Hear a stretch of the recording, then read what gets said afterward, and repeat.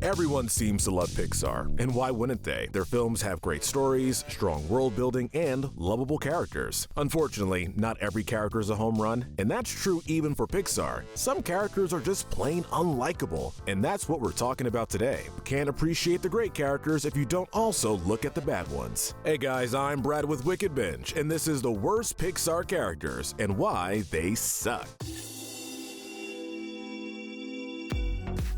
Our first character is Lotso from Toy Story 3. To be fair, Lotso is detestable on purpose. After all, he is the villain, so he's not supposed to be pleasant. However, when you look at him from that perspective, he's still less likable than the vilest of Pixar antagonists. What makes Lotso so awful as a character is a combination of his status as the film's villain and his initial kind-hearted demeanor. Most Pixar villains are evil from the jump, and even their character designs hint towards their darker intentions. Lotso is the inverse of that. He looks nice and friendly and puts on an act of hospitality when Annie's toys arrive at the daycare. However, that's a mask over his real identity, which is that of a corrupt and cruel dictator. In many ways, he's the total opposite of Sid's mutant toys from the first film, who looked evil but were actually pleasant. He's easily the most villainous out of any villain in the entire series. Don't forget that Woody and the others were nearly incinerated thanks to Lotso's interference. In conclusion, Lotso's general unpleasant nature, as well as the fact that he's just a whole lot less likable than most Pixar villains, is enough to get him the first spot on the list. Next is Mater from the Cars franchise.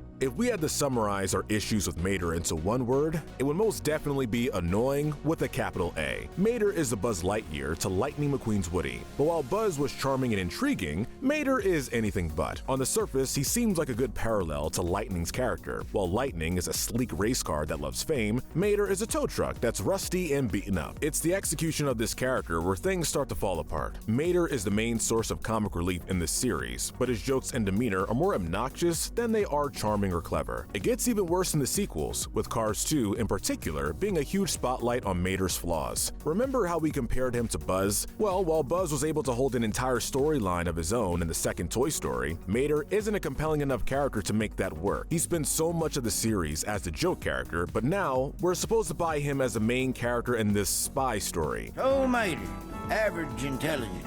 Even more so than Lightning? Sorry, but we don't buy it. And it seems like most felt the same way, considering how the second film is universally agreed upon to be one of Pixar's weakest films. We've been harping on Mater for a while, so why is he so low on this list? Well, though we dislike him, we can't deny the fact that he has his fans. Pixar wouldn't have made the second film almost entirely focused on him if that weren't the case. Besides that, it's also undeniable Mater has found a place in Pixar's vast catalog of characters. He's just as memorable as some of the greats, and while that might not be for the reasons intended, that sense of familiarity does give him something future characters on this list lack. Next, we have Flick from A Bug's Life. I know, we can hear you typing away, but for those who feel that way, we have a quick challenge for you. If you had to sum up Flick's personality in just a few words, what would they be? See, that more than anything else is our problem with Flick. Mr. Incredible is a family man, Lightning McQueen is a hotshot, Sully is a blue-collar worker, and Flick is smart? The anxious type? Some might say he goes against the grain, but that sums up a lot of Pixar characters, so it's not enough to make Flick stand out. He's not that memorable of a character, and when stacked up against other heroes in Pixar's filmography, he seems even more forgettable. We'd go one step further and say that when you look at the other characters in A Bug's Life, he still doesn't seem that memorable. When people think of this movie, they usually think of the villain, Hopper, or the circus bugs. How many times do you hear about Flick? Admittedly, Flick's lackluster character can be forgiven to some degree. This was Pixar's second movie, and when your first one introduced Woody and Buzz, it can be a hard act to follow.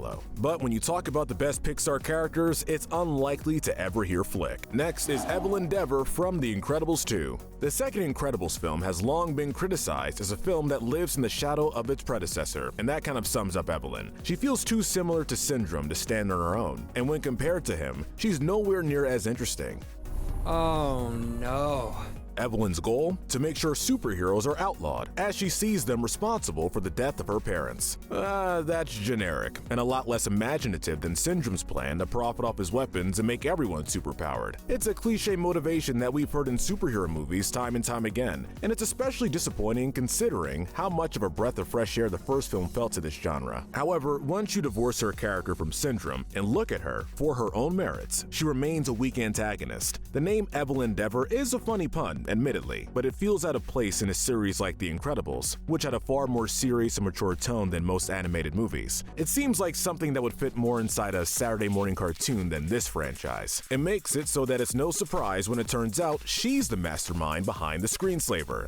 I mean, we can see it coming a mile away. Evelyn Dever feels like one of the worst examples of the now infamous twist villain trope commonly found in modern Disney and Pixar movies. While she is a twist villain, it's not surprising. And although she has clear intentions, they aren't that interesting compared to her predecessor, or when looked at on their own. While she might not be the absolute worst Pixar character, she's certainly the weakest villain. In third place, we have Buzz Lightyear. No, not the toy who thinks he's a space ranger, the actual space ranger from the Lightyear movie. While we criticize Flick as the most unmemorable Pixar hero, this incarnation of Buzz is easily their most generic. He doesn't seem all that different from your typical Marvel movie superhero, a comparison that's only made more apparent by the fact he's voiced by Captain America, Chris Evans. While the Buzz Lightyear toy was charismatic and funny, the real Buzz is stoic, and that's it. He's played as straightforward as you would expect the real Buzz to be, and while that would be fine if this character was merely left to our imagination, in an actual movie about him, you kind of expect something more. There's no interesting subversion or alteration to what we know, apart from the lackluster reveal that Emperor Zurg is an evil future version of him. He also doesn't bounce off the rest of the cast in an engaging way. As cute as Socks is, he doesn't have much of a strong relationship with Buzz. A superhero with less characterization than a literal toy, Buzz is one of Pixar's blandest protagonists, and a far cry from the legendary toy this character supposedly inspired. Honestly, it's kind of surprising Andy latched on the Buzz so heavily, considering how dull the original character was. In second place, we have Merida from Brave. Merida is a Scottish princess who is rebellious, especially towards the traditions of her royal family. Now, would we be wrong to say that doesn't really sound like a Pixar character? If anything, that's more akin to a Disney character. It's not too different from how one would describe Princess Jasmine or Mulan. That's the big issue with Merida. Not only is she generic by the standards of other Pixar characters, but she feels generic even compared to characters from Disney films made decades prior to Brave. If Merida was a character who appeared in the 90s era of Disney films, maybe that would be forgivable, but this was 2012. Pixar prided itself on being unique from Disney. While Disney movies predominantly feature fairy tales, musical numbers, and talking animals, Pixar has focused more on strange concepts, held together by strong characters. Merida feels like a rejection of Pixar's mission.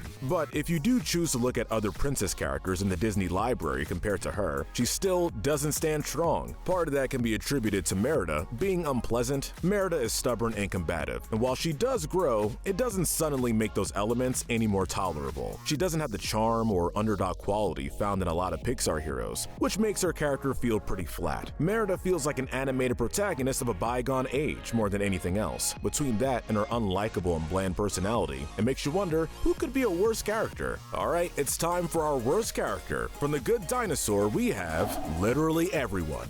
Remember how we asked earlier to think of Flick's character in just a few words? Well, try that again, but for literally anyone from this entire movie. You can't, can you? That was bad enough in Flick's case, but considering we're talking about a cast of over a dozen characters, it's a huge misfire on the part of the filmmakers. The cast feels like an amalgamation of all the problems we've had with the prior characters on this list. They aren't just forgettable, but also unlikable, bland, and derivative. You have a villain with weak motivations, the father who takes on the role of a mentor, and the goofy side characters. We've seen all these in many animated films, and we'll likely see them in many more, and that's something that can't be said for the characters in most of Pixar's films. Even their weaker films have at least a character or two who's memorable in some way, but not The Good Dinosaur. Once you finish it, the characters don't stick with you in any meaningful way, be it good or bad, and that's their criminal flaw. We've looked at a lot of bad characters in this video, but even some of the worst Pixar characters are at least kinda memorable, but in this movie, they are as forgettable as they come,